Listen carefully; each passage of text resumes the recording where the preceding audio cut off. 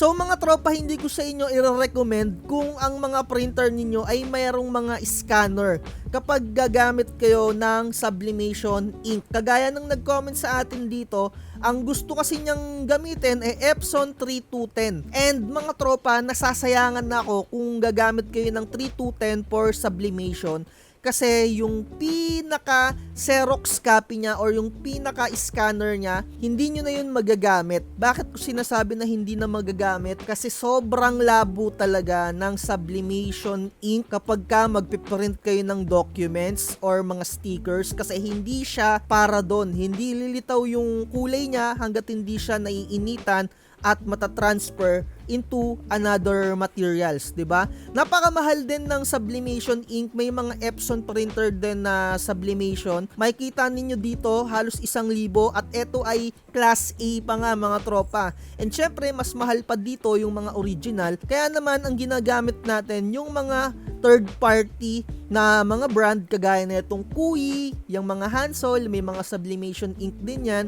And nire-recommend ko talaga sa inyo na ang gamitin ninyo Epson 1210 or Epson 121 for sublimation printing. Nakagamit na ako ng sublimation ink, ang ginamit ko Epson 121. Dahil ito yung pinakamurang printer na magagamit ninyo into sublimation printing. Dahil print function lang siya. And hindi nyo na kasi kailangan ng Xerox dyan or yung photocopy, hindi nyo nakakailanganin yon. As in, para lang talaga siya to transfer yung ink para mas lumabas yung pinakakulay niya. Hindi yan lalabas yung pinakakulay niya, inuulit ko, hanggat hindi ninyo iniinitan at itatransfer sa another materials. And may mga materials lang talaga, kagaya sa mga t-shirt printing, hindi siya lahat pwedeng printan ng sublimation. So, kailangan nyo din lagyan ng sublimation coating yung pinaka t-shirt na paglalagyan ninyo ng sublimation ink. And mas pangit yung magiging ganung output, yung mga ini-sprayhan lang ng coating. Kaya may mga t-shirt lang talaga, kagaya nito, yung mga dry fit na tinatawag. Kung nakikita ninyo sa ating camera, yung pinakadamit ko, ito ay sublimation printing. Ayan, ang ginamit dito. Ito yung tinatawag na dry fit. May mga dry fit na ito, pwede siyang gamitan ng sublimation. Usually, ganito talaga yung ginagamitan ng sublimation printing, yung mga dry fit na ganito. Hindi lang basta-basta damit, halimbawa yung mga cotton, hindi pwede yung mga ganon. Pangit yung nagiging output. Pwede naman talaga siya sa pwede na, pero pangit ng output, nabubura agad. Kasi ang nangyayari, i-sprayhan mo lang kung plain cotton or 100% cotton, yung pinaka t-shirt, i-sprayhan mo muna yon ng sublimation coating, papatuyuin mo yon, tapos tsaka mo siya didikitan ng sublimation print gamit niya yung sublimation paper. Again, para dito lang ang sublimation ink, para sa mga mugs, t-shirt, jersey, mousepad, tumbler, at lagi itong ginagamit usually sa mga pang costume ng mga design, I mean mga customized na design sa mga materials na ganito. And napakarami pang application kung saan pwede ninyong gamitin yung sublimation.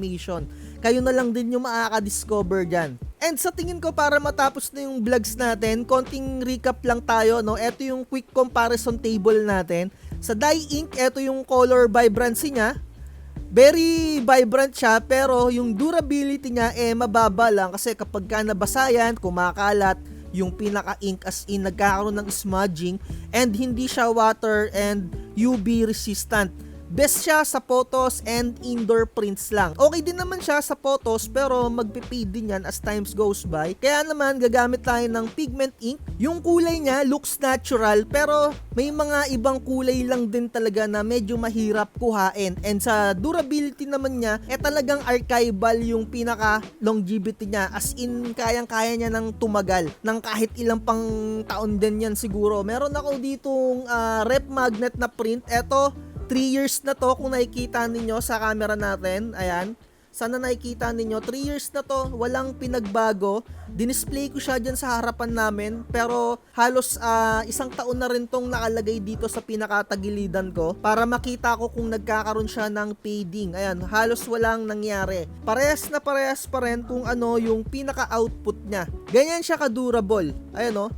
And nakalagay nga dito sa ating chart water and UV resistant siya. Okay siya sa document printing, syempre para tumagal yung pinaka-document, and sa mga outdoor poster and sa mga stickers. Eto na tayo sa sublimation mga tropa, no? And nakikita naman ninyo yung color vibrancy niya mataas kasi nga talagang kapag ka na-transfer siya sa materials na tugmang-tugma dun sa pinaka-ink na yon, halimbawa na lang yung mga mugs print, talagang ang ganda ng kulay niya mga tropa. Dito sa durability niya, hindi ko masasabi na perfecto na 5 star. Kasi as times goes by, may mga materials or may mga mugs na low quality mugs na talagang napupudpud din or natutuklap din yung mga sublimation print natin dyan. Ayan lang yung masasabi kong legit na experience ko. And when it comes naman sa water and UV resistant, okay din naman siya. Yun nga lang, as times goes by nga talaga, kapag low quality lang yung mugs na ginamit nyo, syempre nabubura rin yung pinaka-ink. Ayun talaga. Pero sa mga metal na mga tropa, sa mga metal na gagamitan nyo ng sublimation printing, ang ganda ng output niya, lalong lalo na kapag makintab yung pinaka-metal. And nakikita nyo naman dito, best siya pang t-shirt print, mugs print, and mga merchandise or yung mga souvenirs na tinatawag mga tropa, no? So, konting recap lang tayo dito. Siguro i-screenshot nyo na lang to para hindi na masyado humaba yung vlogs natin mga tropa, no? And eto, no, yung limitation talaga ng dye ink, hindi siya resistant sa water and sa araw. Ayan lang talaga yung pangit sa kanya. Pero kayang-kaya niya din sumabay sa pigment ink basta maganda yung pinaka-materials na gagamitin mo na stickers. 'Di ba? Ang ibig kong sabihin, yung brand na bibilihin mo, kung saan pagpiprintan mo siya, dapat quality para maganda rin yung output, kasi nakadepende pa rin sa coating ng materials yung pinaka 100% na output. Medyo ma-overwhelm kayo sa details na to kung medyo baguhan talaga kayo, kasi ako rin dati sa totoo lang naguguluhan ako, pero talagang as times goes by, magigets na rin ninyo to. Siguro i-screenshot nyo na lang to para hindi na humaba yung vlogs natin. And eto, no, yung limitation niya, higher cost than dye ink. Pero nakita nyo naman yung pinaliwanag ko sa inyo, basta mga alternative yung gagamitin ninyo, mas makakamura pa rin kayo, di ba? 100 lang yung alternative na Hansol kumpara sa mga original na ink. Ayan naman talaga yung ginagamit natin, Hansol, para mas mura, di ba? Kasi nga mahal ang original neto na pigment ink. So, eto yung mga best uses niya. Documents, 'di ba? Documents mas maganda. Ayan, no, usually sa contracts and certificates yung mga nabanggit natin, and mga outdoor signage, ayan, no, 'di ba?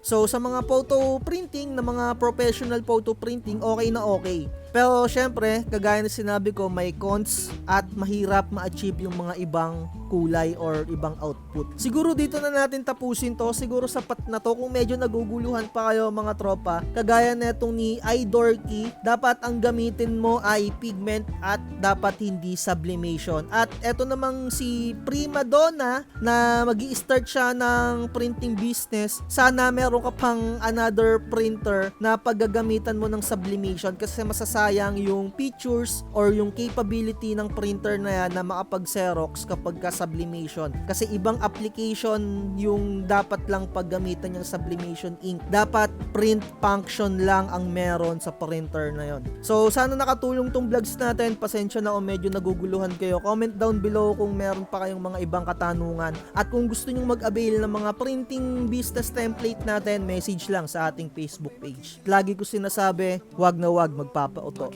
Bye-bye. Sa promo.